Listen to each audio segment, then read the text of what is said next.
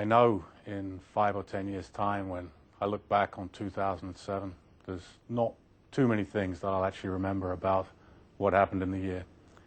I'm sure I remember my friends and colleagues, but the two events that I think I'll always remember are the events that happened in Algeria and in Alaska.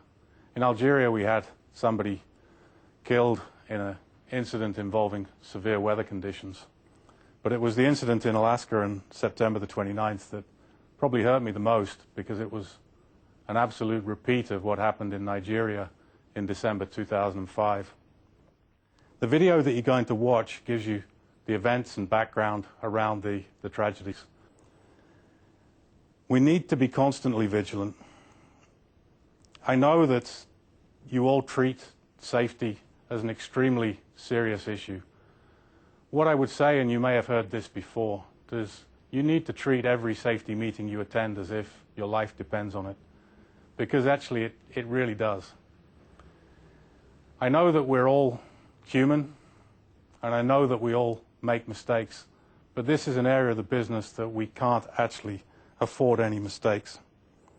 So please listen carefully. What you hear may save your life, may save the life of one of your friends.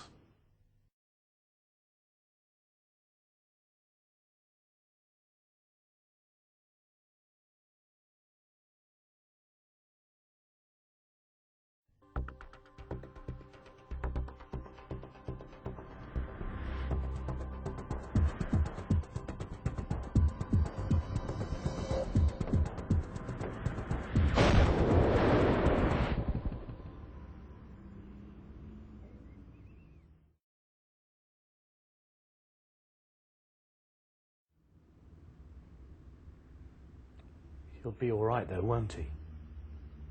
He's getting the best possible care. He's only 23.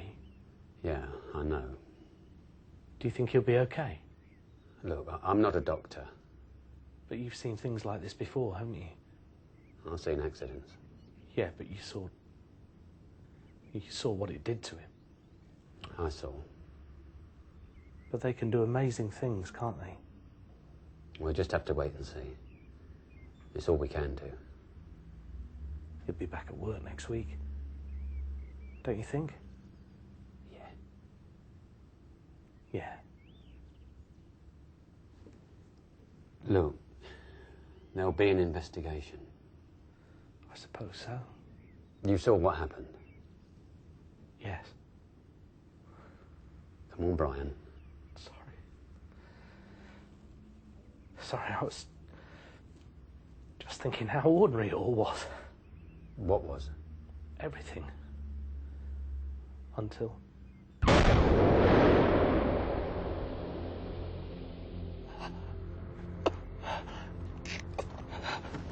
Adrian!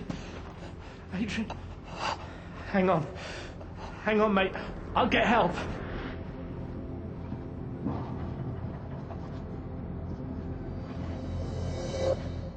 How on earth could it have happened? It shouldn't have. No, but it did. Have you had a look at that side outlet? Yes. So you saw what it was? But we checked the union. We replaced the seal and we pressure tested it. And you didn't think to check to see whether the hammer unions matched? It was a 2-inch 602 female sub which blew a hole through that lad, and you'd attached it to a 2-inch 1502 male. We didn't fit it originally. I don't care who fitted the thing. You must have read the safety alerts. I know. 2-inch 602's are banned. Didn't you notice it was a slack fit when you made it up? I let Adrian do it. You are joking. The 1502 we made up tight. The pressure test was okay. And that 2-inch 602 plug was hanging by a thread. It was like a cannon waiting to go off. I didn't fit it. And you didn't check it either.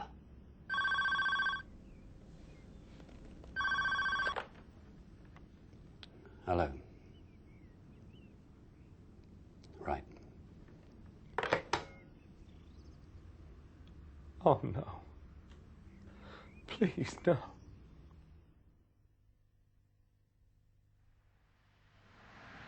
Brian, you got a minute? Yeah. Adrian, this is Brian, who's put together this world test equipment. Hi. Morning, Adrian. Do us a favour, Brian. Yeah. Let Adrian see what you do. He needs to understand how things are done properly. No problem, sir. Come and find me when you're finished, Adrian. Will do. Cheers, Brian. Cheers. Right, well, this is a sand filter. It's a pretty standard piece of equipment. It filters sand then, does it? Well, I can see you're a quick learner. It's been modified, but as you can tell, there's not a lot to go wrong. We don't have the schematic to hand, but it's the same layout as we've used twice before recently. Right, well, this is pretty much complete, apart from some servicing and pressure testing. What's left to do? Well, first we'll service this side outlet connection. Why? What's wrong with it? Nothing, probably. But as a rule, we replace seals, and we always pressure test before we start operations. So you can do that. Break this connection, and swap the seal for this one. Don't worry, I'll check it all.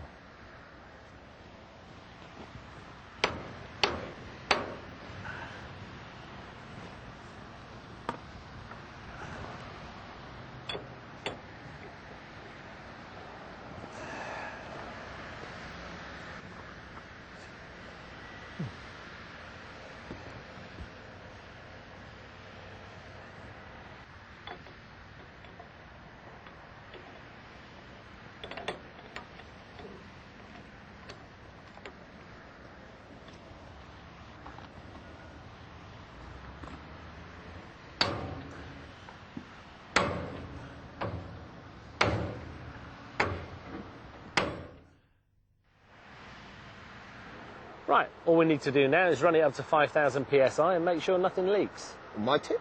Unlikely. We know it's okay because we've put it together carefully. Obviously, anybody using this piece of kit needs to know it's capable of working safely under pressure. So, if you want to make your way over to the container and monitor the pressure, I'll start the pump. Right.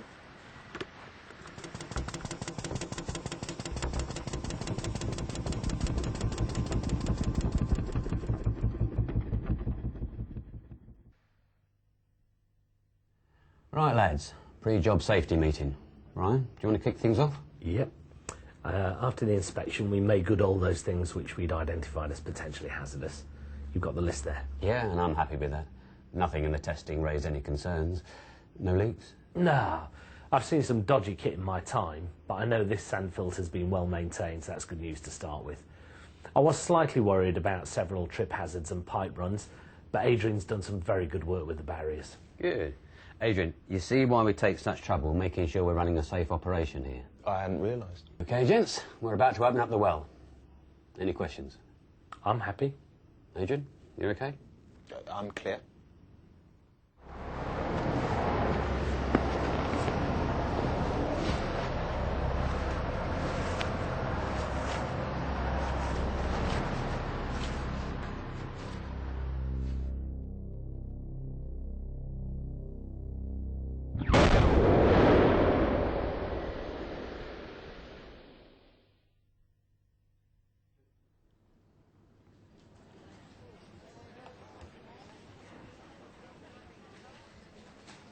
Ladies and gentlemen, my name is Rachel Hillier, and I'm here to conduct the investigation into the death of Adrian Hudson. I must stress that this is not a trial. My responsibilities are not to apportion blame, but to ascertain the circumstances leading to the death of Adrian Hudson and make any recommendations which might help prevent any future such events. I would like to call Mr. David Healy.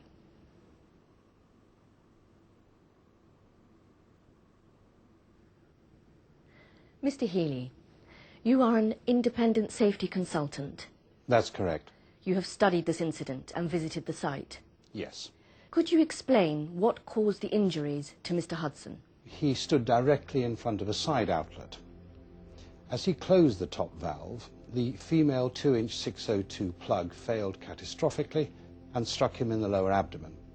He was thrown 19 feet and landed against pipework. I'm not a medical expert, but I believe it was the impact of the female plug that caused the fatal injuries.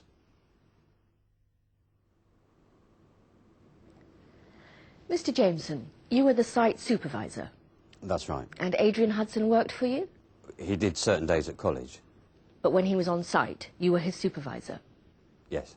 Before Mr. Hudson started work on the sand filter, Yes. what safety checks did you make? After the operator had installed the equipment, it was thoroughly tested, and then we made an inspection. What did that involve? Walking along the lines in the direction of flow from the well. We inspected the lines and the equipment to make sure it was correctly pressure rated and so on. And what came to light? Very little, really. I mean, I never imagined. That plug should have been checked. They said they checked it. When you carried out the inspection, did you refer to the schematics? No. Why not? The schematics weren't available. Who was responsible for providing them? Well, normally the person installing the equipment would have them. Was it their responsibility to provide them? I'm not sure. Normally they'd have them. Okay. So, when you carried out the inspection, you weren't able to check the equipment against the schematics? No. Is it fair to say that the inspection was a pointless exercise without them? No. I don't think it was pointless. We took that inspection seriously. I take safety seriously. This is the 602 plug which struck Mr. Hudson. It failed at approximately 3,500 psi. Are you able to say why it failed? Yes, absolutely. The 602 and 1502 should never be connected. In most cases, they're impossible to connect, but in this case they were. Unfortunately, in 2-inch diameter 1502 and 602 unions, the thread pitch is the same and the threads engage.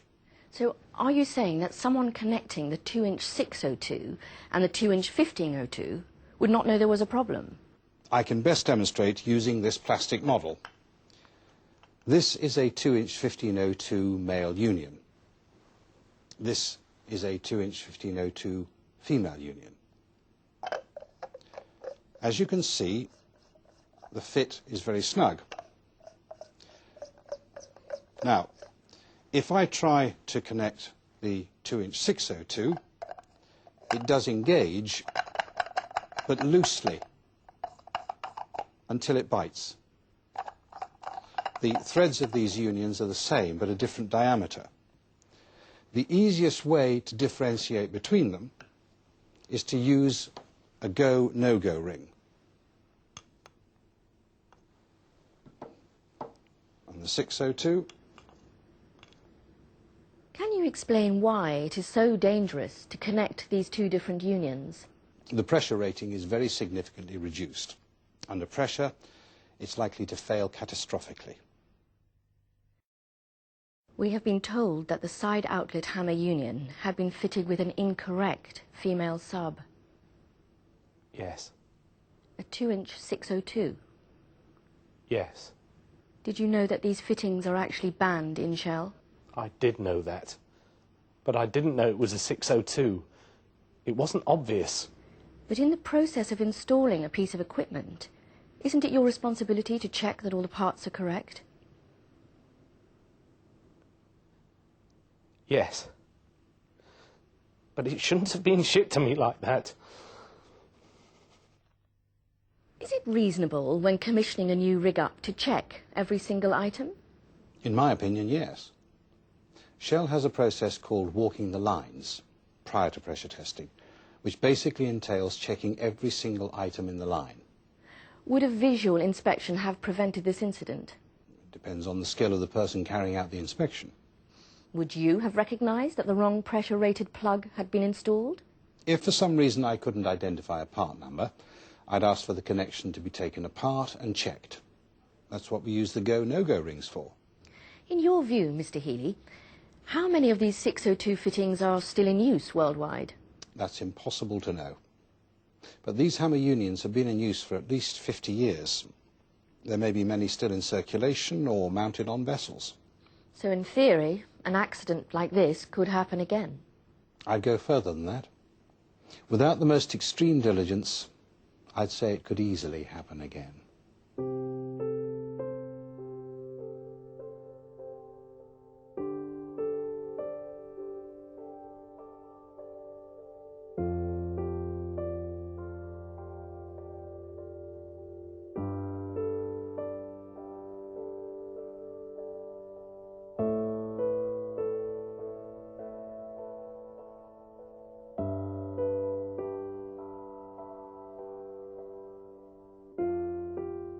After the incident, we developed both an ABC guide and a standard around temporary pipework. And I'd really encourage you to get hold of a copy and have a read. With your support, with your vigilance, with your actions, we can avoid this type of incident. The type of incident that you saw in the video today, it was avoidable. We are working with API, with IADC, to come up with a permanent industry solution to this hazard. Until that day, I need every single one of you to be vigilant and be determined to ensure that the temporary pipework risk does not exist in our business. Thank you.